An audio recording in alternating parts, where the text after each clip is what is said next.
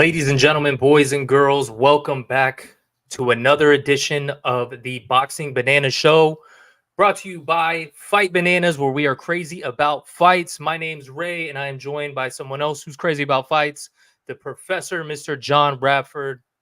John, what's going on, man? How you doing? How we doing, brother, man? I feel like I just saw you a little while ago. I feel like it, man. I'm doing pretty good. You know, the blood's flowing. Had a nice little workout at the gym, taught by none other than the professor himself, Mr. John Bradford. So I'm feeling good. It was nice to lace up the gloves again. Been traveling a little too much, so you know, my heart needed to increase a little bit. I need to get that heart rate up, that blood flowing. And you did good, my man. You did great. You did great.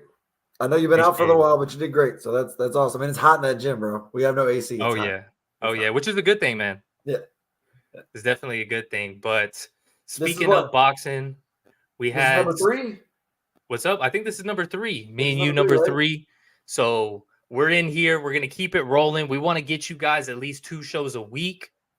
Let me know in the comments if you feel like two shows is good. At least one that covers the boxing that happened over the weekend, and then another one that's covering the boxing that's coming up. You know what I mean? Where we could really get into the hype, and then on the other hand, kind of the fallout of what happened. You know, when everyone's a little high on the adrenaline of the fight and everything like that. So absolutely. That being said, you know, we missed early this week, so let's go over what we saw this weekend. We had some big boxing fights this weekend. Before you do that, guys, make sure you subscribe to the Fight Bananas YouTube channel. And if you're not already liked on the Facebook, you got to do that as well. Instagram, all of that. So we'll get right into it. This weekend, we saw a 5 versus 5 unique showdown between Eddie Hearn's Matchroom Boxing and Frank Warren's Queensbury Promotions. And we'll get into the recap of what we saw. So, first, I got one question for you first. Yeah, go ahead. In that format, I know I talked a little crap about like the scoring and everything like that. Mm-hmm. The scoring turned out to be kind of fun. Yeah. Put a little like extra oomph in the remaining fights once they got like a lead and certain things happened. Yeah. So I'll retract my statement about that. That was fun. That's all right, man. That's what we do. Other than that, I really enjoyed the fights, and I enjoyed the trying to root for one side or the other, or just watching one side go against each other. It was kind of neat, man. It was interesting. How'd you enjoy it? Did you enjoy it or did you not? Oh, dude, I liked it. It did get interesting, especially once Queensbury was up. It got to the point where it was like, oh man, the only way that Matchroom could even at that point draw was for Hrgovic to win by KO and Wilder to win by KO for them to draw out. And spoiler alert for those who didn't see it, it ended up being a clean sweep for Queensbury, which is tough night in the office for Eddie Hearn to go 0-5 on fighters, man. What do you think about that? I mean, you know, it's one of those things where we always try to see like who has a better promotion. I don't know that this was necessarily the answer to see whose promotion was better, but I think it was the best like test of it that we've gotten and that we probably will get. It, like you said, it may not be the toppest, all the best ones in the same weight category against all the best ones, right? Mm-hmm. But I agree with you. I think the card was put together well. I think the fights were matched well. And I got one of them right, and that was it. So I apologize to my picks, guys. It was a very impressive showing by all fighters. Like the first fight, Willie Hutchinson versus Richards. Awesome fight. You know, they were always worried about, you know, Willie Hutchinson and his stamina because he's never been past 7 rounds. Mm-hmm. Was able to, you know, find the gaps to close a little bit. He got hurt, was resilient, and finished off the night strong in the especially in the 12th, but in the 10th and 11th, he was able to do what he needed to do, and he put on a hell of a showing. And I was very impressed with the fact that he was able to go the 12 rounds with Richards, who's a tough test and definitely a step up in a challenging category, you know, for him. So yeah, that was nice. But all the way from him all the way to the top card, it was a great matchups. It was awesome. Like the Yeah, fight. so let's go through one by one. We'll cover some of them, and then we'll go into detail about some of the other ones. As much detail as we want. Before we do that, though, I do want to bring up that on the last show, something that we both agreed on was we just wanted to see a good undercard. You know what I mean? I wasn't necessarily rooting for one guy or the other. I just wanted to see a good undercard because that's what boxing's missing. You know, a lot of the times we have a boxing pay-per-view and it's just the head guy and the undercard is nobody cares about or the fights are lackluster. But for this one, man, I thought it really delivered. So, Really good. kudos to Saudi Arabia, Queensbury, Matchroom, everyone involved. Definitely a great show out. Now, you just touched up on the Hitchinson versus Richards fight. That was the only fight that unfortunately I wasn't able to catch. So I'm glad you got to see it. I know Richards is definitely a guy with a lot of experience in there. So that's a great win for Hitchinson moving forward. And we'll see what's next for him, especially in the division. Now, the next fight on there was Raymond Ford versus Nick Ball for the featherweight WBA championship. Um, First of all, what did you think about the fight? What did you think about the outcome? Um, Tough fight. I mean, it was action packed, a lot of throwing. Nick Ball is the type of guy like he did it against Vargas when he knocked him down in the rounds and everything. He's just pressure, pressure, pressure. He's going to keep throwing. You really got to catch him on the chin and hurt him and get him out of there in order to get him to stop doing what he's going to try to do every single second of the fight, which is come forward, throw shots. Any amount of energy he has, he's coming at you. Like he's coming Yeah, at you with an arsenal. Even if it's repetitive, it's fast, it's quick, explosive, and it has some pop to it. So you got to respect it. You know what I mean? You can't just get lazy out there. You can't just sit there and say, all right, I'm going to try to eat two of these to get my shot off just because he's throwing the same thing over and over. And then you're like, no, he's got some pop behind it and he's throwing hard enough and he keeps his energy levels high to where he can sustain that power for a good amount of time. Then you match him up with Raymond Ford, you know, and he's just a technical boxer, and his jab is quick, his left hook is quick, and they both got into a dogfight, and it was a hell of a fight. And that was a great fight. when it comes down to it, I think it comes down to what style as a judge you like.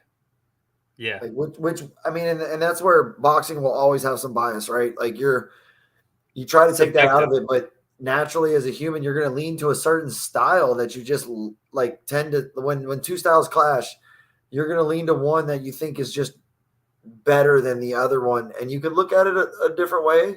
And then the same thing goes on the other side. Somebody could like the other style the same way and look at the fight a different way than how we are looking at it. So with that being said, Nick Ball winning, it's almost like it was given back to him after it was taken away from him in the Vargas fight or anything like that. Raymond Ford fought a great fight. He might have just been outgunned, not out hit, but just outshot. You know what I mean? Yeah, Like the attempts. The for attempts sure. might have just been more. And Hmm. because the attempts were more, they looked at it like you were losing those rounds when the attempts were more, even though if they weren't landing it clean, whatever it may be.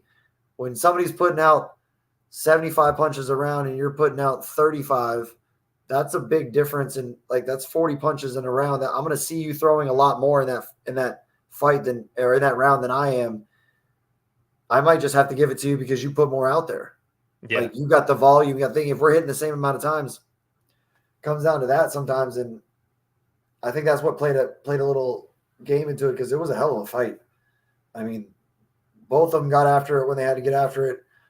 Both of them were able to implement the strategy in rounds, but I think just the sheer volume might have won that fight for Nick Ball. Yeah, most definitely. I agree with you. And the thing is that I thought it was a really close fight, man. Had it went the other way, I wouldn't have been upset about it. The only thing I would have been upset was I would have been upset for Nick Ball because he was already on the bad end of a bad decision. You know what I mean? The not so good end, which luckily he didn't get a loss from it, but they did give him a draw in a fight that everyone thought he should have won. And then in this one, when it kind of could have went either way, it went to him, which is no fault to Raymond Ford. But what I do agree with also is that, I thought, like you said, he might have just threw a little bit more. Also, when you look at the criteria for judging fights, part of the criteria, which isn't the top criteria, but effective aggression, where you're controlling the ring generalship, stuff like that. When you're the one that's getting, pushed against the ropes in some of those rounds, stuff like that, like you could land the same amount of shots. You might even land a couple more shots that should be scoring blows, and you should have landed more scoring blows than the other person. But if you're the one getting backed up against the ropes and beat up on the ropes, it doesn't look good for the judges in certain rounds. So a lot of it is, skeptics. And I thought that Nick Ball definitely just edged it out right there. So, congrats to him. That's a fight that could get run back in the future. Really, ideally, he should be a unified champ right now. So I think the next move is for him to first get that rematch with Vargas before he re-entertains a rematch with Raymond Ford. I think that's the way to go because he should be holding both of those belts right now. What do you think? No, I think that's a good thing, and that's not bad for Raymond if he wants to go take a tune-up fight in between that while he's getting there, and then get ready for the rematch with Nick Ball when Nick has both titles. That's not a bad idea for him either. You know what I mean? Exactly. Go reset for a little while. Go there. Go get a walk. I don't want to say a walkover, but go get some ring time with somebody that you're gonna tune up or whatever like that you'll get some rounds with, but you're gonna be the cream will rise to the top type thing, and go get that work that way, and then come back with, and hopefully Nick Ball wins the Vargas matchup. If he doesn't, and Vargas has both titles, just skip after Nick Ball and go fight Vargas after that. You know what I mean? Yeah, exactly. So, either way works. So that being said, we move on to the next fight. We had Hamza Shiraz versus Austin Ammo Williams. Man, I was surprised in this fight. Not only was I surprised about the outcome of the fight, but I just felt like Shiraz looked so much bigger than him. I don't know about you. He looked 6'3". 6'3" at that weight category. Yeah. So where do they find at 160? I think so. So he's 6'3" at 160. That's a big 160, bro. And he's long, and he's super long. Mm-hmm. It was that fight was surprising to me too, because I thought Austin Ammo would do better work. Yeah, me too. I thought he looked a little winded when he rocked Shiraz with, in the first, I don't know if it was the first round, well, not the first round, but it was like second round, third round? Something like that. It was early. It was early in the rounds, right? It was early in the fight. Mm-hmm. He rocked him, and after that, I feel like he tried to get him out of there, and he couldn't. And from there, it's like he was just not – he couldn't find anything after that. He was going for the one shot. He was going for these things. And Shiraz just, after that, was able to eat whatever hard ones he did land and put that jab on him and land those uppercuts to where it was just like, it was definitely, eating away at his pressure and him trying to get his offense off. And going back and looking at it, he doesn't throw really straight, clean shots. Like, he throws a lot of stuff, loops a little bit still, even though he's there. Besides his leaning right hand that he landed to hurt him, he doesn't really throw a lot. If you go, might be remember this long, but I feel like a lot of his shots curve a little bit more than come straight there. So in the openings that a real technical fighter has, like this, those curved shots can get deflected a little bit easier. Where if you're coming straight down that pipe, that's where the opening is, or it's, around it, but he just naturally throws a curve to it. Yeah. It was just, it just didn't seem like him. Yeah. With this fight, man, not completely identical or anything, but it just reminded me of I saw the similarities to somebody like David Benavidez, who just looked so much bigger for what the weight class is. You know what I mean? And it does get to the point where, you could throw around words like weight bully and what. I mean, my thing is if you make the weight, then you can fight at the weight. You know what I mean? So he made the weight to 160. He fights at it, and damn, he is big for 160. And it's just he's going to be this something. Way. He's big this way, right? Yeah. His legs aren't large. So he doesn't have a lot of weight in his legs. He has more weight in his upper body, but he's big this way, really. Yeah. He's not that big as far as his arms. I mean, they're good size. Don't get me wrong. I'm not knocking the guy that. Mm-hmm. But it's not like Ammo Williams has some guns on him. You know what I mean? Like this dude, Yeah. like there's other guys in this category that are going to have some guns on him, whereas he's more elongated. Yeah. It's just he's 6'3", and you got to get past that reach into him. You know what I mean? And sometimes, man, all that muscle, like the guns, don't really help you out. You know what I mean? They could tire you out longer or quicker, I should say. And sometimes, man, I feel like those guys with the long arms, like really long bones in their arms, when they hit, if they hit with the correct like technique and whatnot, like and they hit you flush, it reminds me of like when the SWAT team busts through with the door jam. You know what I mean? They just boom, all that power goes through straight like that, and that's really what it is. I've seen like really skinny guys, but with long arm bones, and they can hit so hard, and I'm like, man, I feel like I don't know. Maybe that's what it is. Maybe it's not, but it makes sense in my head, so I'm gonna go with it. What do you think? The analogy I use is the golf club. The longer the golf club, the farther you hit the ball. Yeah. The shorter the golf club, the shorter we hit the ball, right? Mm-hmm. Yeah. But they're still powerful in their own right for what you're trying to do. But that long driver has the longest shaft, and it's gone. You know, and you're sending that sucker. So when a long guy hits you, like I don't hit hard. I have long arms, like what you're saying. But when I hit you flush in time, and you're at the end of my punch. Now it's hard. You can feel it. Yeah, I have such a distance there, and then like you said, it's all one direction. Yeah, you know what I mean. Exactly. So you have leverage in that. You know what I mean, and that definitely helps. And he's learned how to snap that jab off. He's learned how to throw that tight uppercut, throw the two down the pipe. He looked good. Even his left hook was long and clean in a lot of situations. But he had a heck of a jab, and that four was it made him. It made him have to worry about it every single time that he got close. You know what I mean? That thing was popping. So it was, he was impressive. Another one I called wrong. Yeah, no, that one definitely surprised me. Good fight also, but the next fight on the card, man, I wasn't surprised, but I was also surprised. Now, this one wasn't part of the 5v5. But it was a matchroom fighter, at least winning getting a W for the night. And Dimitri Bivol fighting a relatively unknown Malik Zenad. Malik Zenad in the early rounds, I thought did very well. Mm-hmm. He did get knocked down, but that's just because he kind of opened himself up a little too much. It was, like a hiccup. Yeah. But man, other than that, I thought he was landing shots on Bivol. I was surprised, but he had a little swagger to him. Yeah, man. I definitely, and what I liked about afterwards, kind of jumping to the end and then bringing it back, is I like that His Excellency Turki Al-Sheikh came in and said, "Listen, we want to offer you more fights. We want you back in Saudi Arabia. Like, you put on a good fight. You could hold your head up. Like, this was a good showing for you, even with a loss." And I think that's something that boxing really needs, and boxing fans need to get accustomed to. Yeah. But yeah, the thoughts on that, overall thoughts on the fight, performances, what'd you think? But Bivol was Bivol. I mean, he really was. He's the monster. He's the monster technician. I don't want to say he's this big power puncher, because the monster is in the division is Beaterby, Beaterby as far as his strength and power goes. But Dimitri Bivol is the tactician of the sniper, the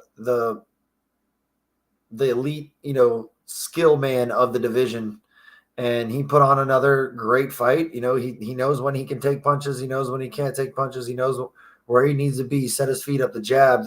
That pendulum step is really great for him.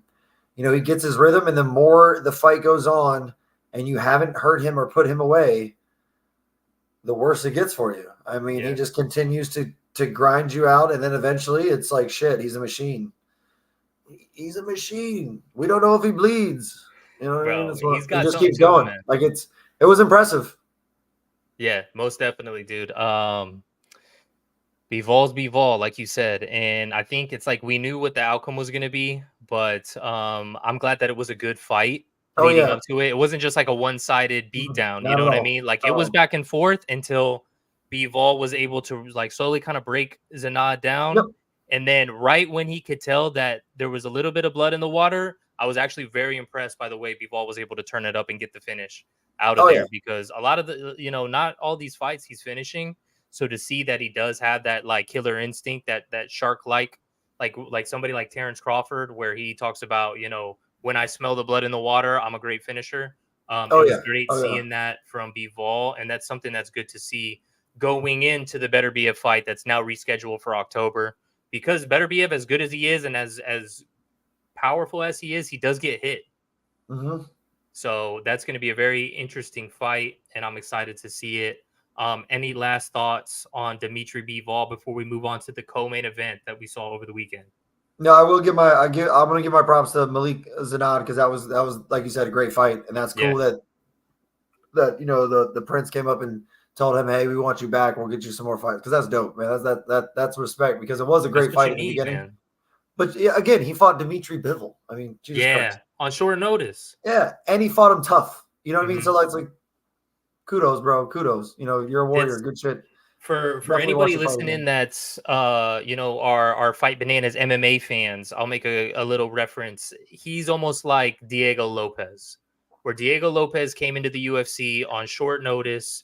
He even on a loss, everybody was like, man, he fought a tough fight, and everybody wanted to see him back. And he's come back, and he's gone on a tear ever since. So let's see what happens with Malik Zanad's career moving forward. Hopefully this gives him a little bit of confidence moving forward. But back to the 5v5, because that was a little it was like an intermission in the 5v5.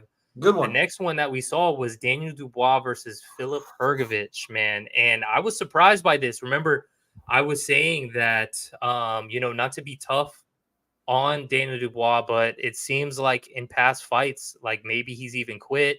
It looks like he got his confidence back in the Jarrell Miller fight.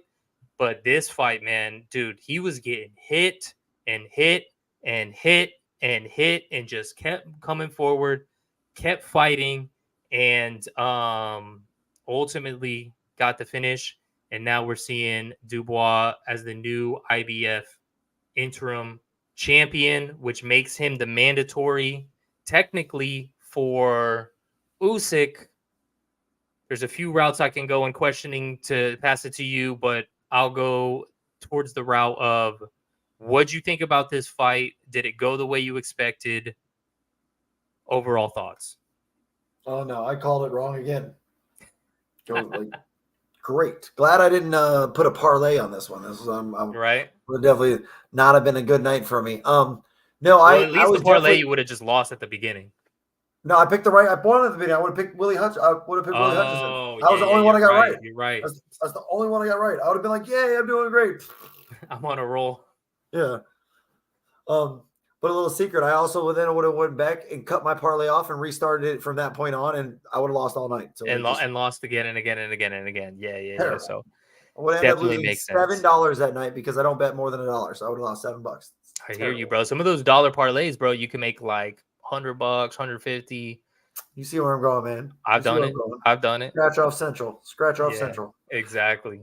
But this fight was super impressive. I think you're right. I think he got his mojo back with the Jarrell Miller fight. And with this one, I was very impressed. I didn't understand the strategy, but the strategy worked out because he just kept eating jabs. He just kept eating this 1-2 down the pipe. Yeah, keep eating right hands until Hrgović gets tired of throwing it. Jesus. I think that was a strategy. Apparently it was, because that's what happened. That man ate more 1-2s than you could count. I mean, like shit. I mean, wow.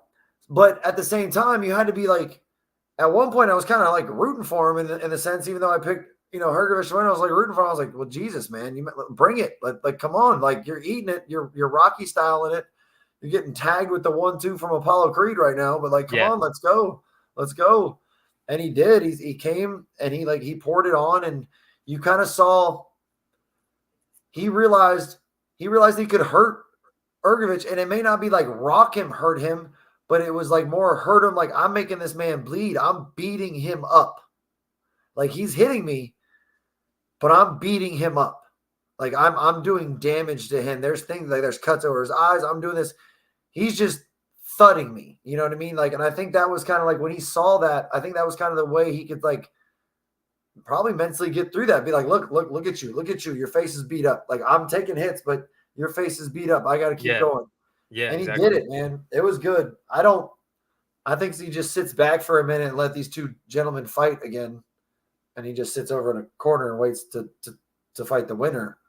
But if that's how he wants to go, but because I don't,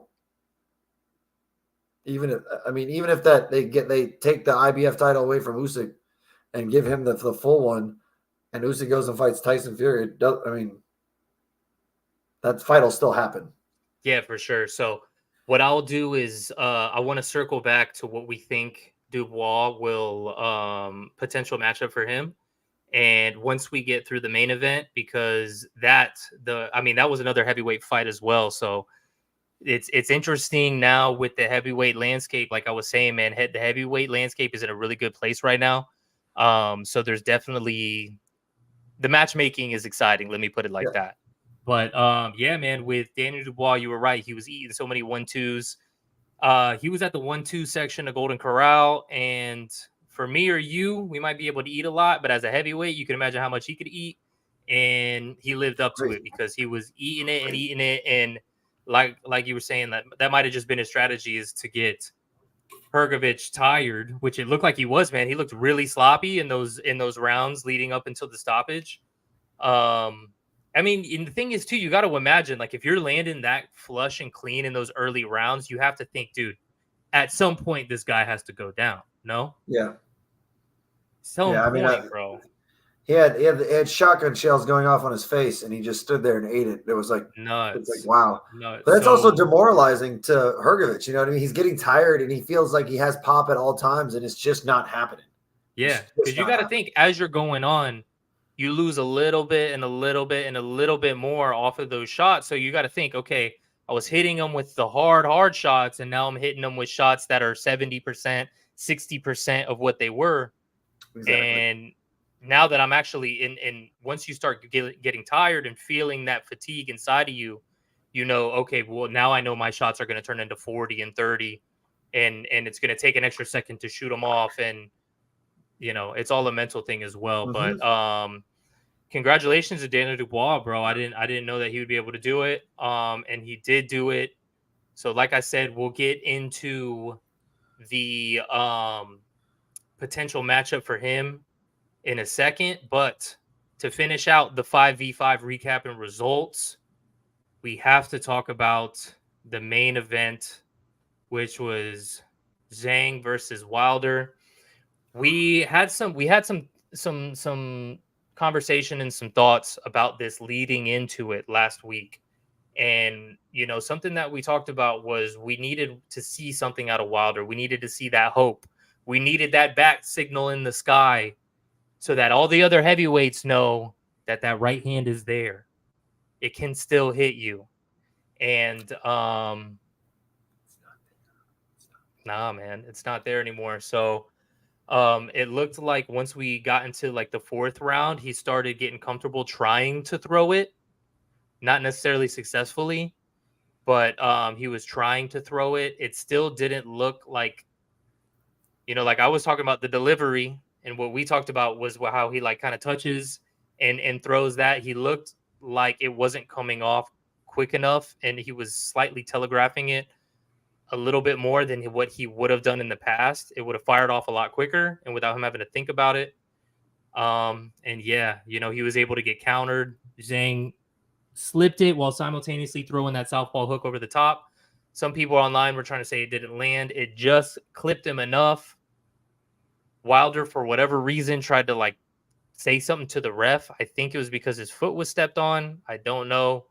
But as soon as he turned around, I knew that was it. Before he even got hit, I knew it was it. And then boom, that was done. It was funny because I'm watching the fight and my wife calls me like 10 seconds prior to the knockout. And I'm like, hey, I'm watching this fight, blah, blah, blah. And then I just tell her on the phone, oh my God, he's going to get knocked out. Wilder just got knocked out.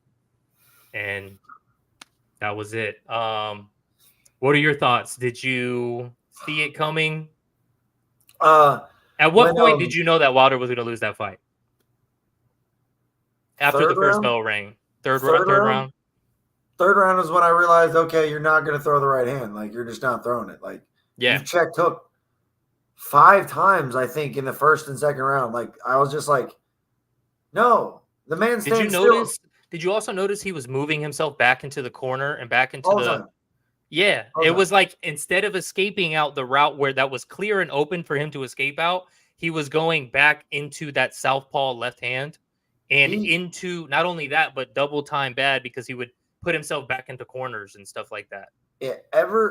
whenever whoever told him to plant his fucking feet in the dirt and get a wide stance and kept it like that and never let him be a little bit more athletic than what he is, like more athletic than what he is what I think messed him up. He never always, like when he was knocking everybody out, he wasn't standing in this elongated stance like this and trying to be like this. He was moving a little bit more and being like the athletic human being that man is. Yeah. And I feel like he got away from something like that. And it really bothers me. Like, and then like, I feel like when you change and you get to a certain position, you want to throw this right hand, but every time it doesn't land right. It's like the yips in baseball, right? Like the pitcher gets all of a sudden he just can't throw it over the plate. Like the dude can't make a throw from second to first. Like how the hell does that happen? Like the yips, right? It's like that. It just works against him. He doesn't want to throw it. He doesn't know, like he's not confident anymore. He knows there's power there, but like you said, the delivery system is messed up in his brain of how to get it there the right way. There's a short circuit somewhere in there. Yeah, it's not relaying correctly. Exact timing, whatever it is, just the fluidity of that. And I think it has to do with that tense stance that he's in now. So then he's in a very long, tense stance. Is it his coach's fault? I don't. He's switched so many coaches to me that I'm not sure who started that, and if the next person is just like Scott. You think he's the one who started that? I would say so. It's his newest coach, and that's the one he's had since Fury. Since his last coach spiked his water. My whole thing, man, is it just doesn't look comfortable to me, man. And if you're not comfortable, you're not going to do the right things in there. It's just simple as that. In my eyes, it's like you can't make a fighter do something that they're not comfortable with, and he just doesn't look comfortable. And maybe it's just he doesn't want to box anymore. Maybe that's too. Maybe that's the part of it. Maybe I'm wrong in the technique part, and it's more mental, and he just doesn't truly want to be in there. Which, by all means, man, you were a killer for years. You don't have anything really more to prove. You know what I'm saying? If you don't want to box anymore, I'm cool with that. Retire. Deontay Wilder, you were amazing. Thank you for all the wonderful fights. But it's either that or he's not comfortable in his technique anymore and in the way he fights. And that's if he doesn't change that, he's never going to perform well. As simple as that. And I'm a firm believer that you gotta like your style. You have to be comfortable too, man. Even if you change your style, at some point when you change it, you got to buy into it and like it. Mm. If you don't, you're not going to do it correctly. It's just not going to happen. You have to be comfortable. You have to believe in yourself. Yeah. You know what I mean? Yeah, it's one of those things where, I mean, it makes sense that it would be possibly the change in coach, which some of the times, people will say, or you'll see fighters that'll fire their coaches and whatnot. And a lot of the times I feel like some of those, it's like ego and excuse and whatnot. Because that's just kind of the cop out. Oh, I changed coaches and whatnot after a loss, especially some fighters after their first losses, they'll do that. But in this case, maybe based off of your breakdown, maybe it is the coach. Now, I'll second that by saying, on one hand, I saw that a quote from his mom was saying, you don't need to box anymore. And I feel like a lot of fans feel that way as well. We don't want to see him get knocked out again, go through a loss again, especially since we didn't really even see that hope. Right. But then the other thing is that's what mom's supposed to say. And then you have his dad who was saying, I still think you have more to give to boxing. And I think that you need a new coach. His dad said this. His dad said, you don't need like your buddy in there with you because This is a guy who Deontay had fought before. Then they became friends. Then he convinced him, "Hey, let me coach you." So maybe his dad has a point to it. I don't know, but I think the only person that really knows is Deontay. Um, could it be that if he gets with a coach that's going to give him, that's going to let his attributes shine, we could still see one more good fight out of him? But also, I think he's like 39 years old, man. The only person in my realm, in my idea for that, the only person that's going to get him up and get it's truly a Rocky 3 scenario. The only person to get him up to train him right now is another fighter. Somebody who's been in that fire with him, someone who's been that road. And I don't mean a fighter he's fought. I mean a legend fighter. I mean, he needs to go grab Lennox Lewis and be like, "Hey, let's do one run together. Yeah. Show me how to be let's get it. One run together." You know what I mean? Go grab somebody that's still young enough, but had a great career. Go grab Andre Ward. You know what I mean? Like, that can come and coach you and be a true coach. Like, get somebody who's been through the fire. Bernard. Yeah, give me somebody who's been through the fire. And then I think you can get him to believe in himself again and get him to have that energy level back. But I don't think a coach is going to do it. I really think you need to do it. Somebody that wants to sit there and say, "You know what? I do believe in Deontay Wilder one more time. Let's go see what I can do with it." I've been in that road. I've been there. I think he needs a guy who's literally walked that fire. And if he finds that, he can probably get it back, because then he can listen to somebody who's literally been in there, understands how to move. And you know what I mean? Like, when sometimes fighters just need somebody who's done it. Yeah. That's really done it. Yeah. Not a coach that's coached a lot of people who've done it. Not that, but somebody who's really done it. And that guy can lead them. Seriously, like an Apollo and Rocky moment, I'm quoting Rocky a lot today, but Rocky 3, it really is. Yeah. No, for sure. I'm with you 100%. I feel the same way. The thing is, though, it would be nice to see him win another one, but I feel like this was the chance for that, So I almost feel like, if he tries again, maybe, but it's up to him. If he gets knocked out again, he gets knocked out again. It's boxing. So we'll see what happens. But that being said, that doesn't take away from the fact that Zhang knocked him out, man. So Big Bang Zhang, he did it. He did the damn thing. So that being said, I want to talk about heavyweight matchmaking. What's the fight to make next? And I'll go first on this one. Okay. And then I'll pass it to you. I think are you just going to do matchmaking across the board? Or are you going to do? Across the board. Okay. So first of all, we got Daniel Dubois, who won over Filip Hrgović, and then Zhang that won over Wilder. So we had talked about that the fight to make was if Wilder won, no matter who won between Dubois or Hrgović, Wilder versus Anthony Joshua would have been the next fight. Because the thing is, too, is that Anthony Joshua, besides the undisputed fight, Anthony Joshua is the biggest fight in the heavyweight division. Anthony, as I like to call it, Anthony Joshua 3.0 is the biggest fight in the heavyweight division. And we're not going to get anyone else fighting Usyk or Fury until 2025, if ever. If either of those guys fight again after they fight each other, right? There's a chance they might both retire. Fury's certainly retired more than one time, and Usyk, like I mentioned, really, I don't even think he should fight Fury. He has nothing else to do in the sport besides lose. So that being said, Anthony Joshua's taking those guys out. Anthony Joshua is the top fight, the top dog. If Deontay Wilder would have won, that's the fight that would have been to make. But just because Zhang beats him, I don't necessarily think that that's going to be the top fight to make. I think the route they were looking to go was the Hrgović fight, because if you get that IBF interim title, it sets you up for the next. You're automatically the next person in line for undisputed. So now that Dubois won, I think Dubois has a better story, having lost to Usyk and now coming back on 2 wins with a huge win. He's English, so it's an all England showdown. Those English fans are crazy over there. You could sell out Wembley with that fight. I think that's the fight to make. I don't think Zhang, even though Zhang I think is a good fight, I don't think Zhang does anything for him.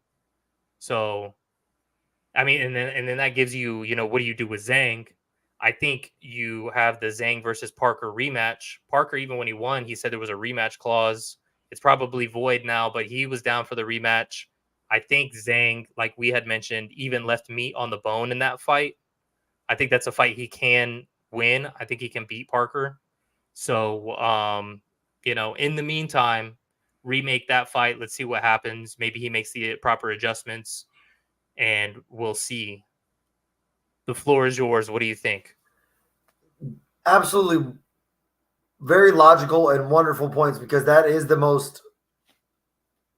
best way for Anthony Joshua's route to undisputed quickly. Mm-hmm. Completely agree. So I get that. I like a different route, but I get your route 100%. Like, that makes a lot of sense. And that's probably the way that it'll probably play out, because Anthony Joshua will get to pick who he wants.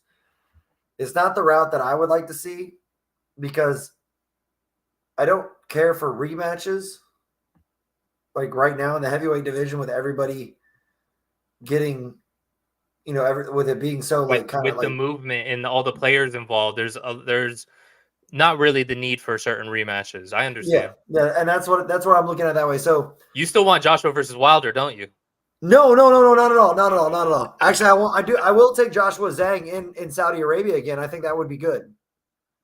Anthony Joshua versus Zhang versus I'll Big take Bang that Zhang. one. I'll take that one. Yep, I'll take that fight, because to me, Zhang might be able to ride something for knocking out Wilder, because Parker won the fight against Wilder but didn't knock him out, right? Yeah, didn't knock him out. No, and Parker also beat Zhang. He did. So he beat Zhang already. So that's why I give him the title shot to Daniel Dubois. Let Joseph Parker fight Daniel Dubois. Let Anthony Joshua go ahead and fight Zhang. They can all fight on the same card, or you can even put Anthony Joshua and Zhang underneath Usyk and them when they fight, if they want to try to piggyback off of that fight card, double up with that, right? And now that's actually typically, Joshua wins that, he's automatically going to fight. It won't matter who has a title underneath there anymore. I mean, he's the bigger name. It is what it is. It's going to get sold that way. We know how boxing works. Yeah. And then, like you said, if neither one of them want to fight anymore, those titles go out of the way.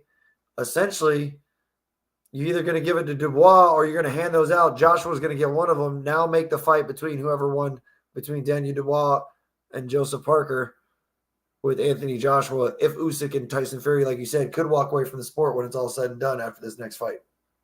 Yeah, I hope they don't, because it's just one of those things where if Usyk wins, I don't know that he has a third fight with Joshua.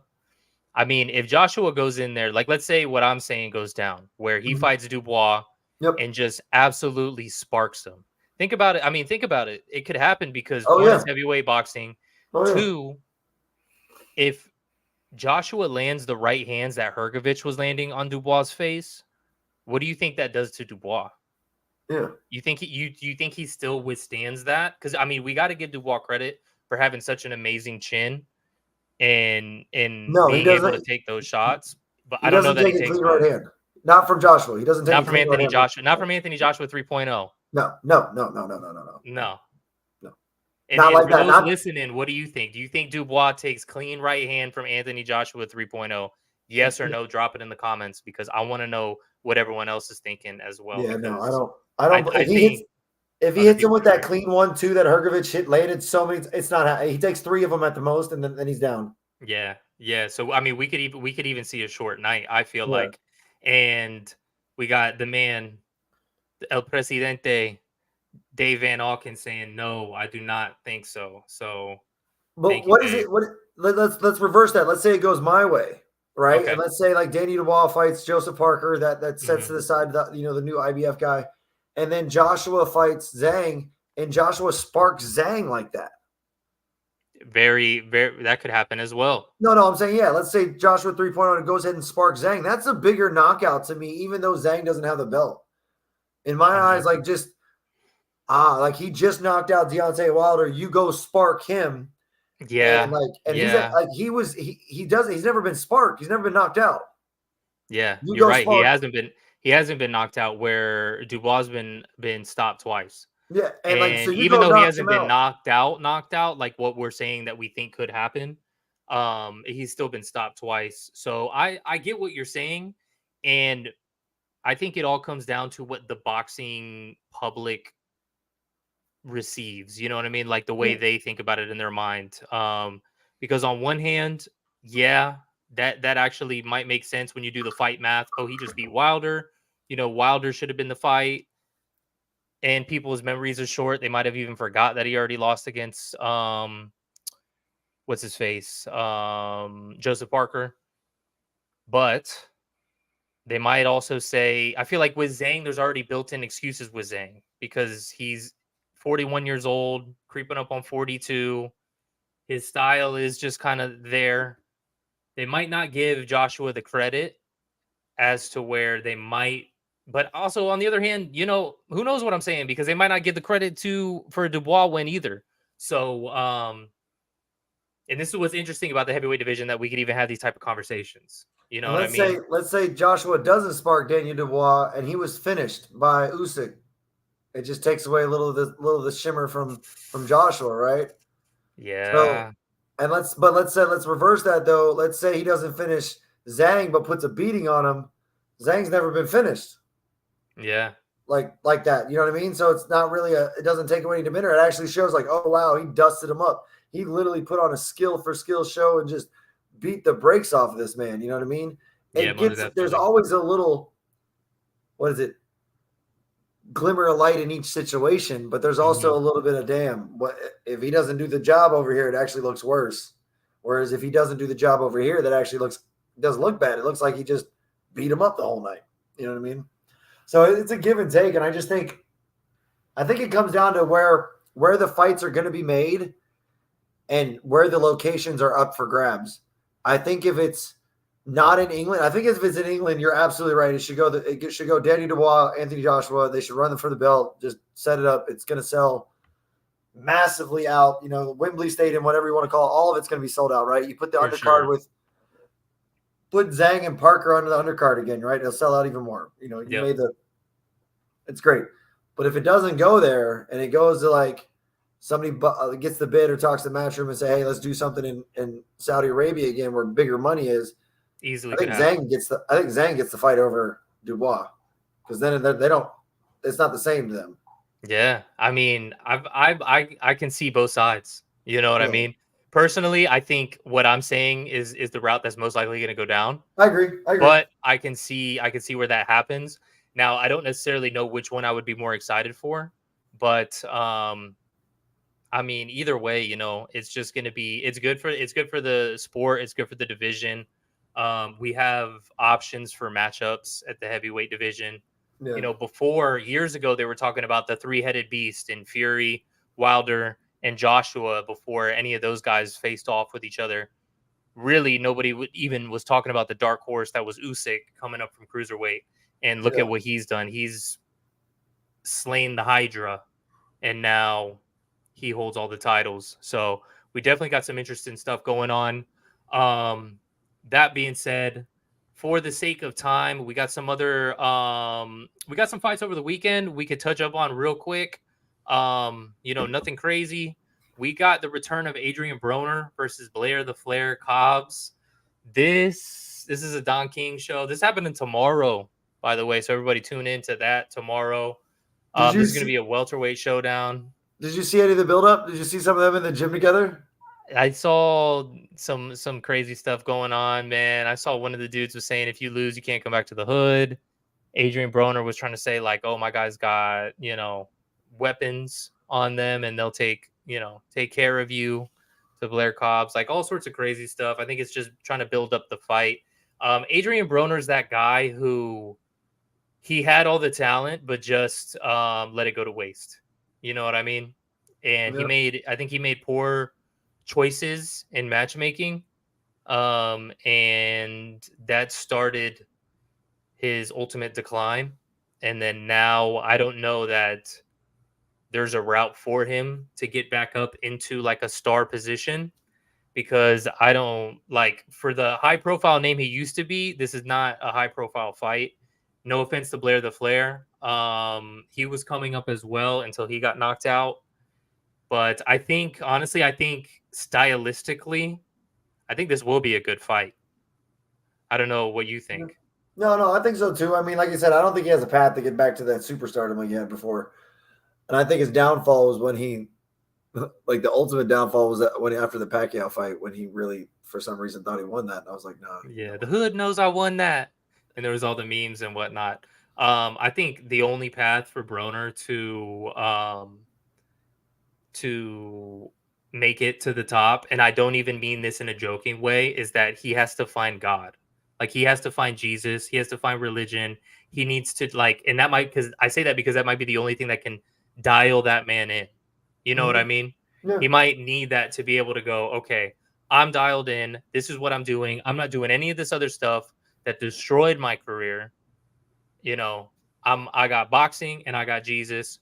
That's it. And there's certain guys that, they take it all the way. I mean, you look at somebody with religion like Khabib, Islam, those guys, you see what it does to them. That's all they do is train, pray, family, pray, eat, sleep. And that's what it is. So I don't see that happening in Adrien Broner's future, but hopefully we see a good fight. On Saturday, we got my man, the island boy from Puerto Rico, Xander Zayas versus Patrick Teixeira. Patrick Teixeira is an older guy. That's has top rank on Saturday. I like that he's getting the love, man. It's good. I like Xander Zayas. It's good. It's real good. Xander Zayas. Let's try a certain feature real quick. He's trying to send a warning to the division this weekend. He said he's gonna, he's trying to put on a hell of a performance and get the finish. I think, and he's trying to tell everybody he's coming for him. Is he really? That's what I believe. I read something saying that. Yeah. Check this out right here. We got Xander Zayas' box rec up on the screen. 18-0. He's 21 years old, out of San Juan, Puerto Rico. He's training out of Sunrise, Florida, which is essentially like Fort Lauderdale, Miami area. Yep. Patrick Teixeira, 34-4, so definitely a lot more experience. I think the main thing is that he is 33 years old, so a bit older. Not necessarily anything that's going to say somebody's shot or out of their prime or anything. You could still be definitely in your prime at 33. He's coming off of a 3-fight win streak. Not only that, but a 3-fight KO streak. So that's pretty huge. And also in early rounds, even though this one was an 8-round. What are those guys' records? 18-2, 23-1-1, and 16-9-1. So the 16-9-1 got him going. That was an 8-round fight. Then we had a 23-1-1. That's a good record. It all just depends on matchups, Let's do that deep dive. Click on that man's name.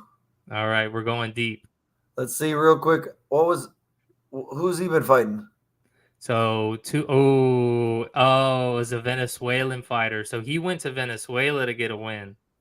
That's what I'm saying. All of his fights are in Venezuela, and they're almost all against guys with losing records. The one fight that he had lost was a guy who was 20-0. Yep. So yeah. There's your deep dive. You know how it is. Some guys will basically export wins. Yeah. So then, yep. And then this one, let's check this guy out. All of his another. So let me see. What were the dates on these? What were the dates? So 2023. Okay, because I know sometimes guys will go to Colombia or Venezuela or somewhere, and they'll go within 3 days of each other and get those wins in there. But no offense to him. At the end of the day, he's on a 3-fight KO streak. That might be the confidence that he needs. But he's also the B side of this fight. We agree, right? Oh, most definitely. What I will say though is I'll share this one real quick because I'm definitely rooting for Xander Zayas in this fight. This is my Instagram page. If you zoom in over here, you'll see I got a nice little picture with Xander Zayas And what was cool about that was I took a photo with him, and then right afterwards he goes, "Oh, hey man, congratulations on the wedding." Oh, I go, how'd you know I got married, bro? He goes, "Bro, I saw it on your background." uh, He had me for a second there. I was like, "Bro, what the heck?" You know what I mean? So he's observant. That's awesome. that's what I'm saying, man. That's what I'm saying. So Yeah, that's the type of stuff that as he's like a people pleaser, definitely a cool dude. So I appreciate that. And he's from the island, man. He's from Puerto Rico. yeah, My man. wife is from the island. She's from Puerto Rico. So I gotta represent Puerto Rico. The other thing too, man, I like the fact that he's from the island. Some of these fighters, no offense to them, they'll try to push the Puerto Rican heritage. I won't necessarily name anyone right now, but boxing tries to do that. Any angle they can, they'll try to promote it. And there's difference between the guys who are island boys and the guys who aren't. And this guy definitely is. So I think he does get that Puerto Rican push and the support from the island behind him and everyone that's off the island that is Puerto Rican, similar to someone like Amanda Serrano. Yeah. So shout out to Xander Zayas. I think that's going to be a good fight to watch. He's legit, man. He's talented as hell for sure. Definitely. That being said, we have something that doesn't necessarily have to do with fights coming up, but a fight that happened that there's been a lot of controversy in, and that is my man Ryan Garcia. This is something that we've been wanting to talk about.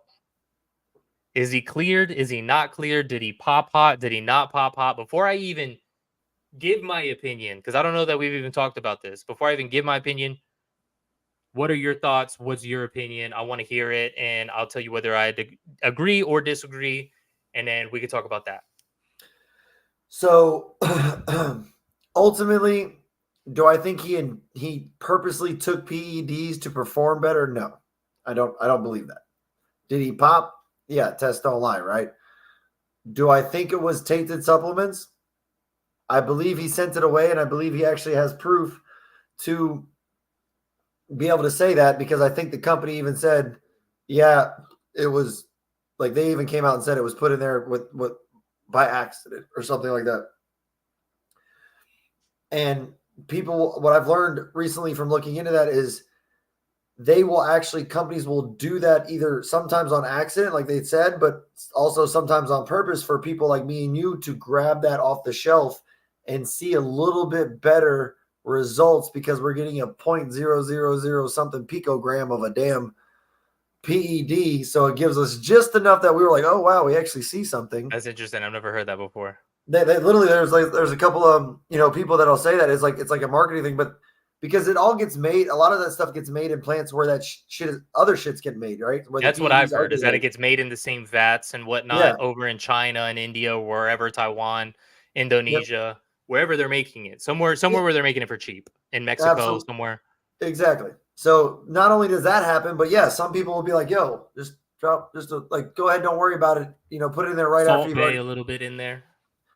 I mean, it's one of those things where the majority of people buying that product aren't getting tested for PEDs. You know what I mean? Yeah. And it's like, shit. And if you're a athlete, to me, it's kind of hard to trust anything over the counter and just safely say, I'm going to take this and do that. I mean, if you're not dealing with the place directly and ordering it directly, and even then it's like, I would almost send it away every time if I'm a big time, if I'm getting paid millions of dollars or even hundreds of thousands of dollars to fight, I'm going to send my shit away to get tested. What, does anybody think that Ryan Garcia was going to do that? No, especially leading up to this fight. No, he was worried about what was in his weed more than what he was in his supplements. I mean, that's like, no stems, man. Come on. When you bring that up, that's a good point, because a lot of the times the MMA fans and the UFC fans, we have case studies for this. A lot of boxing fans don't, because it's not every fight is, they don't have round the clock, year round drug testing. There's only certain fights where they sign up for voluntary drug testing. Like, boxing is kind of a sketchy sport. So when something happens, and the thing is also, boxing fans, everyone has their opinion, right? So people will come out and say this and that and blah, blah, blah. But in UFC and MMA fans, we have case studies for this, man. They have, like you said, where fighters probably could watch out for certain supplements. USADA was having lists of certain supplements that were their approved supplements list. And we're saying, don't take anything outside of that because it could possibly be tainted.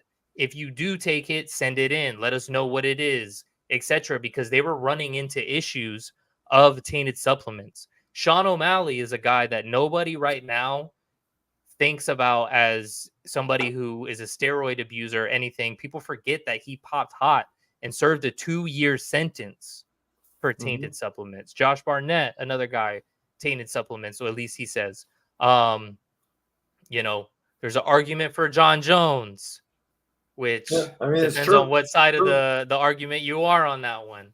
But there's plenty of guys, even Nate Diaz, man. There was a fight with Nate Diaz and forgot who he was supposed to fight. Maybe it was the Masvidal fight where he like had popped hot before and they just knew that Nate isn't doing anything. So they had to change their whole like structure because it was happening so frequently that they made sure that they don't even announce it first. They get down to the bottom of it internally and then they'll say like, hey, this happened, but blah, blah, blah. So under like the UFC rules, we wouldn't have even heard about this Ryan Garcia thing. He would have popped hot. They would have done the internal investigation and they would have come to the conclusion before we even heard a peep about it.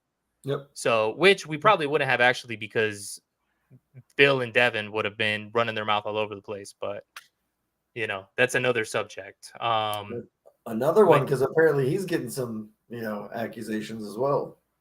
Dude, something about like, I mean, I got respect for Devin, undisputed champion and whatnot.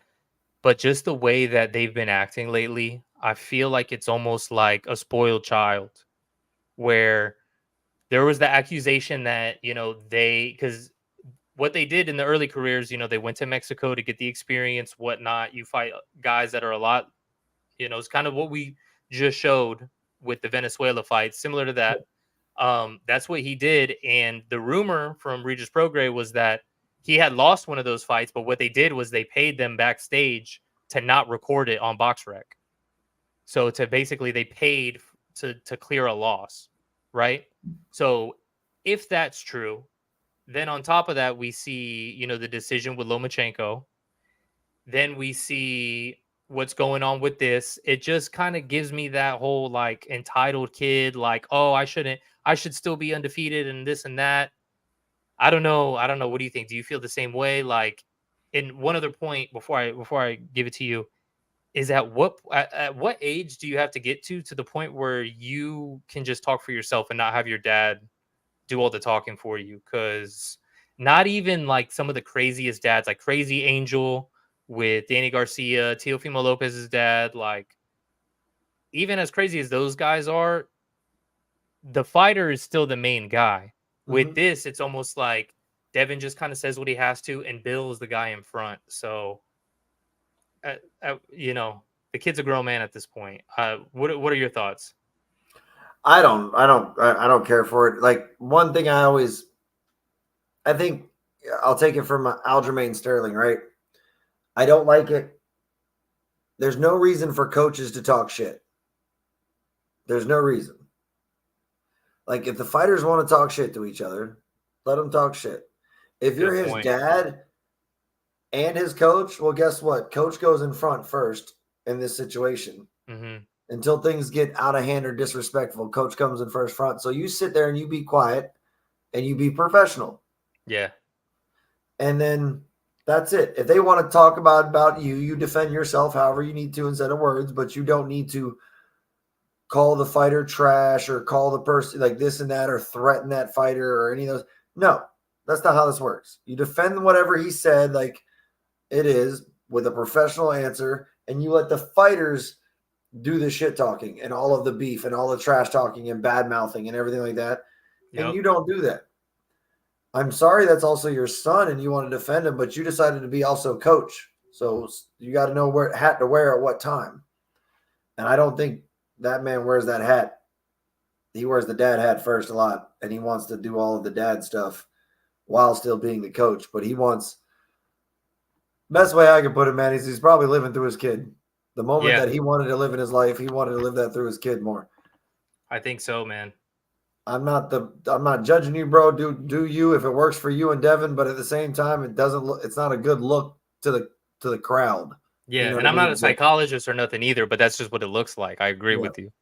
You know what I mean? It's I mean, I hate to be so critical, man, but it's just kind of embarrassing at a certain point. Like you gotta, because I remember even with the crazy angel stuff, like about like 10 years ago or so, everyone was like, man, Angel Garcia is kind of really getting out of hand. Danny Garcia should probably say something to him about it. And maybe he was, but still, I feel like at least Danny Garcia was still talking, but Crazy Angel was also like doing his own thing on the side. For this, I feel like, Devin says stuff, but it's mostly Bill, the one that's saying stuff. So I think they've also kind of really like made themselves not look good the way they've handled this whole Garcia situation.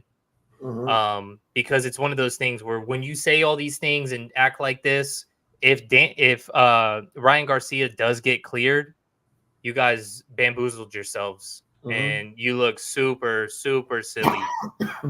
They're a And group of silly he'll geese. get cleared. It looks like he'll I get think so, cleared man. too. I think so. So from the beginning, man, it had tainted supplement written all over it. A lot of like I said, a lot of these boxing guys, they don't experience this often. The last time something like this happened was, with Canelo with the tainted meat or whatever. So they don't have much to go off of. But on the UFC side, in the MMA space, Yeah. it's Lots. like commonplace, and there's case study all over the place. But the Mhm. boxing guys don't like to watch that stuff. They don't like to look at it. So It just happened. It just happened with Khalil Roundtree. He only got 2 months because it was a tainted supplement. there you go. Perfect example. He was Yeah, supposed to like, and it fight was at the end because of the month. yeah, he's like literally like was retroactive to when they first took the test or something like that too. It was like it didn't wait until it was over. It was like it goes back. So like Yeah. he just got the fight So with he'll whatever. be cleared by August. Yeah, He can he'll fight be in fighting right. August. Yeah, yeah. Yeah, exactly. So yeah, that's what I'm saying. I think we're on the same page about this. We'll see how it pans out, how it plays out. Speaking of somebody who's out of a fight, Cody Crowley's out of his fight with Boots. Didn't see that coming. I guess he didn't pass his eye exam, which is strange. I didn't read that much into it, and it sucks because Cody Crowley's a guy that he had been, trying to get a shot. I know he's a guy who he sparred a lot of top guys like Floyd and all these Yeah. dudes. 22-0. He's man. It Yeah. sucks for him. I don't know what's going on right now. The fight is supposed to be July 13th, I want to say. And that gives us I think that gives us about 5 weeks to Mhm. find him a new opponent. I don't know who's going to take that fight in 5 weeks, but I don't know either. I don't know, man. I It's don't it's know. tough because it's a super tough guy like Boots on short notice, but also it's a big opportunity to fight for a world championship. So Mhm. I don't know who's even available to take it. So 140 or 147 is it it's again? 147. 147. Yeah, I It's don't. the title that was vacated or essentially stripped from Terrence Crawford, which I don't see Terrence Crawford. We talked about this. I don't see Terrence Crawford fighting again at 147. So I don't think that even matters. All of those Dragon Balls will be rescattered across the Yeah, land to be recollected, hopefully. So good analogy. yeah, I don't know. What are your thoughts on this? No, I mean it's gonna be tough. It's hard to take that man on a 5 week fight camp unless you're already in camp hoping something like this happens. Yeah, you're kind Um, of like stay ready guy. yeah, one of those. Which there are guys out there that good and someone that could put up a tough fight, but my personal opinion, I think it falls through. I don't think they get him somebody. You don't think they get him somebody? I think he's too dangerous. I don't think they get him somebody. I think they can get him somebody, man. I mean, Bivol was a tough fight, and they got him somebody on 2 weeks' notice. Yeah, that's a different fight. that you're in Saudi Arabia on a big money card. That's a different fight. Yeah. So This let's one see. is not that. It's not that type of card. You know what I mean? That's a big card. You know what I mean? Like you're in Saudi Arabia. You're on the 5v5, and then that just changed your life because now you get to come back. You know what I mean? So I think Yeah. that's a little. I think that's different than this fight. But I get what you're saying. I don't know. You know, a fight that I think would make sense is, and I don't know if he's able to take the fight on such short notice, considering he just fought on May 4th, is Amantis Stanionis. Okay. Yeah. He I think holds on to the WBA regular title, which is essentially like an interim secondary title, Yeah. which will become the full title once Terrence is ultimately stripped. So that could potentially be a unification fight. I don't know that Stanionis would take it on short notice, but also this is a guy that's kind of been overlooked, passed up on opportunities. I don't know. That would be a good fight if he were to take it on Yeah. 5 weeks notice. And considering he just fought a month ago, it just all depends on, did he go to Korean barbecue every day after his fight, or did he go straight back to the gym? You know what I mean? I would have been going to Korean barbecue every day after my fight. That's what a lot of people do. Golden Corral, Korean barbecue, the hit ale house. You know what I mean? They're not they got a couple of Zinger Mountain Melts. They're not necessarily going back on the diet plan. Exactly. Yeah. So we'll see what happens. But either way, it's a bummer. I would have liked to see Cody Crowley in this fight. We'll see what happens. Last topic that I want to bring up is a showdown going down on the week before. What was this about? What how does this go? How? Why? I don't understand any of it. I don't get it. It's craziness. So earlier today, they had the press conference for the Masvidal versus Diaz fight card, which actually, I'm surprised, man. I feel like this fight card is really coming together, and it's actually pretty intriguing. We could break that down in a second, but what I do want to cover is there was a brawl that went down. I mean, the press conference was kind of just, normal press conference. They talk about what they talk about, etc., etc. But I want to show this.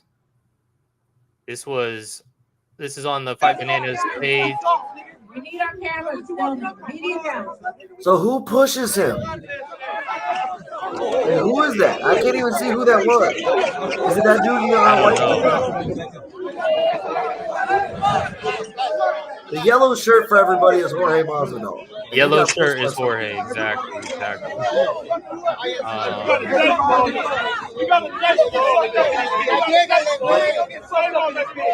My next question is, who is the dude that's the more about? Who's that dude in the yellow dreads right there? And like the I don't know, man. He's squared up in front of like something happened like with him in a second. Yeah, this guy, I think he's the one who threw the first punch. Yeah, he's like, what is that? Which just ruins it for everybody. Yeah. And then Tio's in there.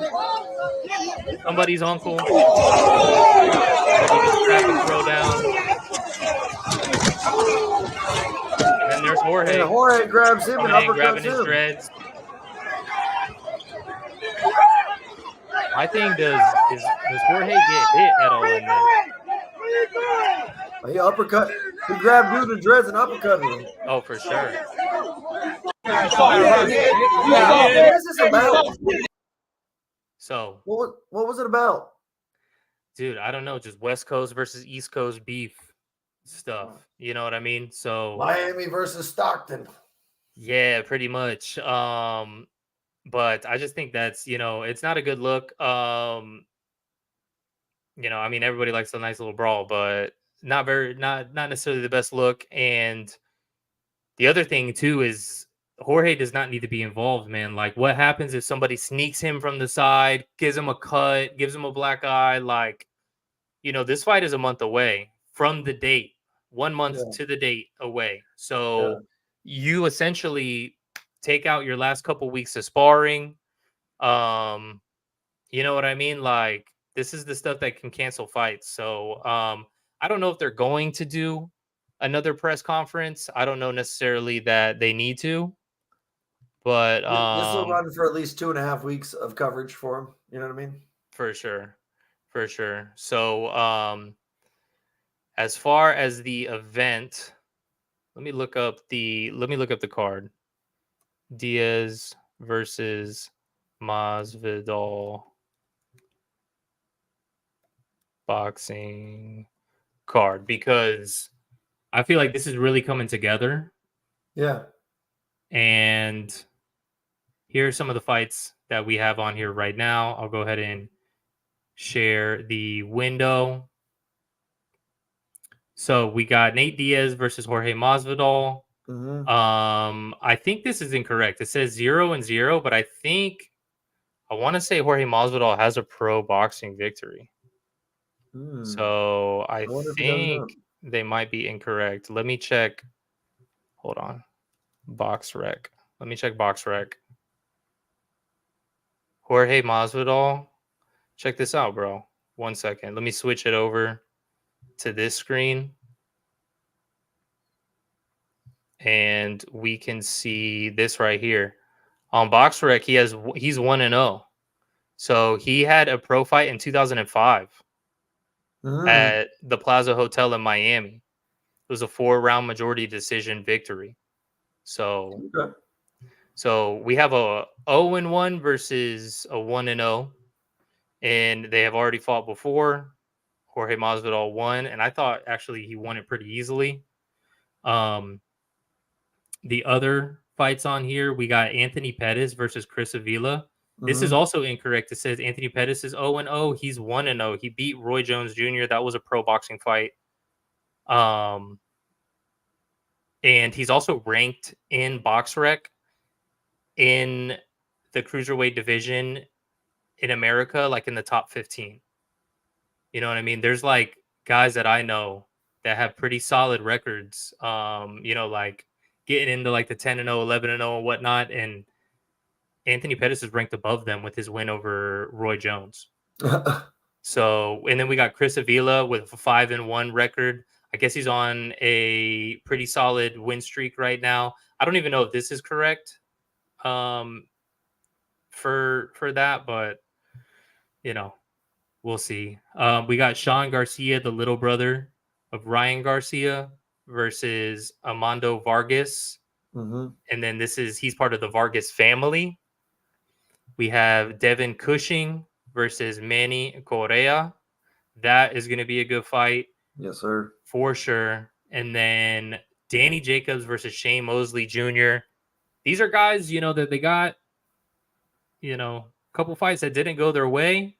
And then we got a guy in Shane Mosley Jr. that's, I feel like is going to be trying to like really still prove himself and show that he is his own fighter, and show that he belongs in those big fights. We got a guy in Danny Jacobs that's trying to show that he still got it. I feel like that it's going to make for a good fight. So it's definitely an interesting fight card for sure. Yeah, there's something to it, and I'm actually very impressed with the matchmaking here. I like this, because if anyone were to hate on the fact that these guys are rematching, but it's in boxing, what makes up for it is, which I don't feel that way at all. I like this fight. I'm cool with that. I like all of this in here too. His buddy Chris Avila, he is an MMA fighter, but he's been making his way in boxing. Anthony Pettis, he's starting in boxing too. He just beat Roy Jones Jr. So we know who Sean Garcia, Ryan Garcia's little brother. Yeah, the Vargas son. This Cushing versus Correa fight might be the sleeper fight. Don't sleep on this one. Right here. This might be the fight of the night right there. These guys definitely had some choice words for each other at the press conference. And then this one I think is going to be good as well. Yeah, if you guys don't know Devin Cushing, when watch him for sure because he has one of the sweetest jabs out there in a prospecting guy coming up. Like it's a thing of beauty, and he throws it great. Like the way he uses it and everything, it's a great jab, but he throws it great. So I mean, definitely check that out. It's always been impressed with it. So we got a little insight right here from my man Chris. Nick Corring was the guy with the braids that went at Masvidal. He trains in Stockton and was in Diaz's entourage. I had a, you know, if I were to put money down, I would have definitely guessed that he was in Diaz's entourage. But I appreciate the clarification on that. He's 13-2 MMA, 1-0 in BKFC. All right, man. So this guy, yeah, definitely can throw down. Christopher J with the insight. Thank you, sir. Yeah, appreciate that. I definitely, my man with the braids. I don't know that I wanted to be. I would want to be in that brawl against him. And then we got some support right here from my man Rick Caruso. If I'm not mistaken, I think Rick Caruso is an Island boy as well. So shout out to you, Rick Caruso. But yeah, man, back to what I was saying. I think this is a good card. Definitely interesting with the brawl that went down today, but we'll see what happens. We got 1 month to the day, so we'll definitely be covering a little bit more on it, and then I think that might be Who knows? it. Maybe we can find somebody from that card to come on the show. Maybe we'll see what we can do. We'll see. We'll pull some strings. Yeah, we'll see what we can do. We'll definitely try to pull some strings. But that being said, ladies and gentlemen, make sure you're subscribed to the Fight Bananas YouTube channel. Make sure you like on Facebook. Make sure you comment below on these videos. Let us know what you think. And that being said, I think that's all for today. Yeah. You know what I will bring up actually for one little extra credit, and we'll do a speed round on this because it's not necessarily boxing. But one more from Chris J. Devin Cushing does have that sweet jab, no doubt. What I'm talking about. You know what I'm talking about. Yep, absolutely. So, one last thing that we could bring up. Oh, we got. Hold on. Devin Cushing, they're looking for somebody to come on the show. Hey, I like that. Most there you go. Thank you, sir. Yeah, for sure. Appreciate that, Giovanni. Did you see the UFC this weekend? There was some boxing utilized in the UFC fights this weekend. Oh, you mean Mr. Sean Strickland? Sean Strickland, dude. He was pumping that jab in Costa's face. Costa was trying to say that he was going to come forward, but I mean, mixed with the kickboxing as well, obviously, because it wasn't just pure boxing. A lot of the front teeps to the belly. He put that stick out there. As soon as Costa set his feet, he was jabbing and throwing that front kick at him really well. But yeah, when you can't keep up with that, combined with that jab in your face like that, which just looking at the two of them, especially with Costa with that huge arm, I don't know that he physically even would be able to keep up with the pacing of a jab of Strickland. My biggest problem with what he did is he didn't come forward and he didn't throw punches and bunches. Like Costa has power and he has knockout power, but it comes from when he throws combinations and he throws, more punches at you. He didn't that one hitter quitter stuff together, it's not him.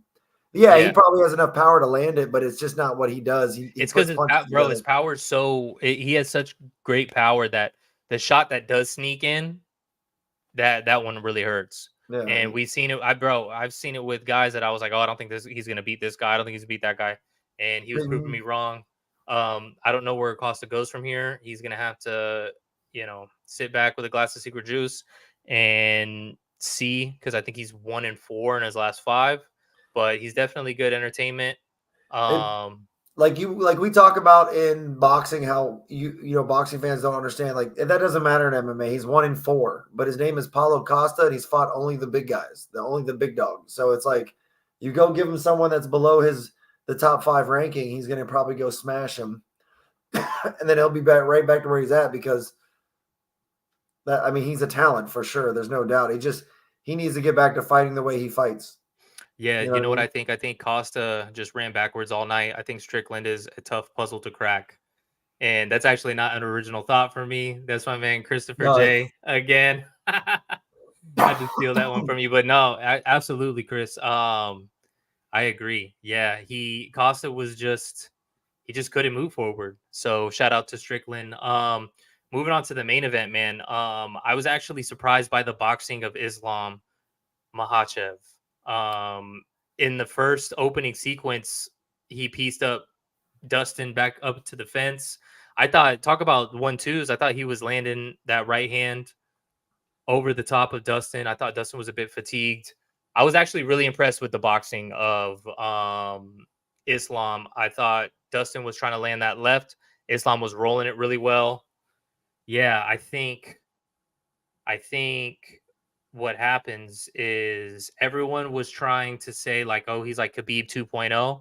I don't think so. I don't think his wrestling is as good as Khabib's, but what he lacks in wrestling, he makes up for in the stand-up, which I think it actually is a way better fighter. You know what they say, if it's not broke, don't fix it. With Khabib, I feel like his wrestling and that smash technique wasn't broke, so why fix it? With Islam, the fight starts on the feet. He was knocked out before. So maybe that's what he needed in order to say, I need to focus more on this stand up and develop that a lot more. It's just a theory I'm having because, it looks pretty good. But like I said, I was pretty impressed by his boxing. What'd you think? I mean, I get exactly where you're coming from with that, and shout out to Christopher J. Rothstein for by the way, your show is good, guys. We appreciate it. Make sure you check him out on Cage Side with Christopher J. On Five Bananas platform as well. He does an awesome show. Back to what you're saying, like I get what you mean by that. I'm not as thoroughly impressed with his striking, like how you're saying it, for the simple fact that the only thing behind his wrestling, and it's starting to get chipped away, is the mystique of his wrestling is getting chipped away with every tough fight he has. You know what I mean? Especially with the one from Alexander Volkanovski, a littler guy in the first one, doing what he did and being able to withstand it. And now Dustin being able to withstand it and getting out of certain things and taking the round 5 fights and battling that wrestling. Mm-hmm. The reason why he's good at striking is because you still have to respect that wrestling. Yeah, the threat is always there for sure. So like your hands can't come up so high. Yeah. You got to move that head and do certain things. So you're going to get touched a little bit more because you got to give it up. I also feel like that's why Dustin didn't let his hands go as much as I thought he could or should, in the fact that that's just the threat, man. And now you got to use all that energy to get your ass up. I mean, Dustin fought the best fight without catching him and clipping him. I thought Dustin was doing amazing. He's a fucking legend, man. Oh my God. I love watching him fight. Sure. Right? But he needed to let his hands go. And there's just that, I understand it. There's that, he's got to battle that wrestling. It sucks. Mm-hmm. It's like, it's draining. So your hands sit in a certain way and you get touched a little bit more. So I get what you're saying, but that's the only reason to me Islam is the better striker, is because he's still holding on to a mystique of wrestling. And the other thing too with Dustin is he had to drop his hands multiple times, because if not, who else was going to pick up his shorts for him? Just constantly chopping his hand. I felt like he was taking shots sometimes because he was lifting up his shorts. I'm like, Dustin, put your hands on your face, bro. It's him, bro. That's him. I'm not gonna get mad at him for him doing him. You got to be doing it. He did him, man. He did him. It's definitely funny, but it's part of it. But yeah, man. So those are my thoughts on that. We won't go too crazy into details since this is a boxing show, but got to give him some respect for, like you said, the threat of the takedown definitely helps out the boxing absolutely immensely. But I still was he was good. Don't get me wrong. Yeah. Once Dustin was stuffing the takedowns and stuff, once you got into that later part of the fight, Dustin was stuffing those takedowns. So now guess what? We're having a kickboxing fight. And even there, I was impressed with that striking of Islam. I think that he's a not as good wrestler as Khabib, but a better striker than Khabib, which ultimately might be a better overall version than Khabib. I don't think anybody's going to give him the credit for that, because he does have a loss on his record, which who cares? That doesn't even mean anything. But overall as a fighter, I think that might make him a little bit better. I don't know. Or it might make him more susceptible to getting knocked out because he's keeping the fight standing and not in the position that he wants it. But that being said, Dustin's boxing looked solid. Islam's boxing looked good too. Sean Strickland's boxing looked great. Costa's not so much. But I like when I see a good display of boxing in the UFC. So I figured we would bring that up for the listeners as well. That being said, any last thoughts on any of today's topics? Any of the fights coming up this weekend? Just in general. I'm definitely gonna check out Xander Zayas. I think he's like I'm glad you reminded me of that one. He's definitely a talent. It's something to check out. He's gonna be we're gonna be watching him for some years to come for sure, for a while. Yeah. And I don't think he's gonna fall off the wagon in the sense of like he's not going to be a star. He's going to be a star for some years to come once he hits that stage. Yeah. So it'll be a fun fight to watch. But other than that, man, like get in the comments, send us some questions. Let's see what if you guys got anything you want to talk about, something you heard, or anything you want to want us to touch on, guys. Please feel free. Get in there, ask us questions, whatever you want to dive into, opinions, whatever it may be. Let's rock and roll with that. And then other than that, keep checking us out. Oh. I'll bring up one thing, and it's the fact that make sure you tune into next week's shows because we are going to have to talk about the fights coming up for next week. You know what I'm saying? So next week we have some good ones. Giovanni, how about this Drew Dober versus Mike Davis matchup? Excited for this one. Yes. That's going to be good. I think we're going to see some 100%. good boxing in that one as well. So Mikey got them hands. That's going to be good. Yeah, for sure. Beast Boy.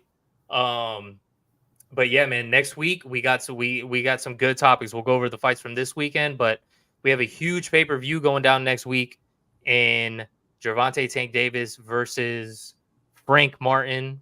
And then on the co-main, we got David Benavidez versus Gazdik, however you say his name.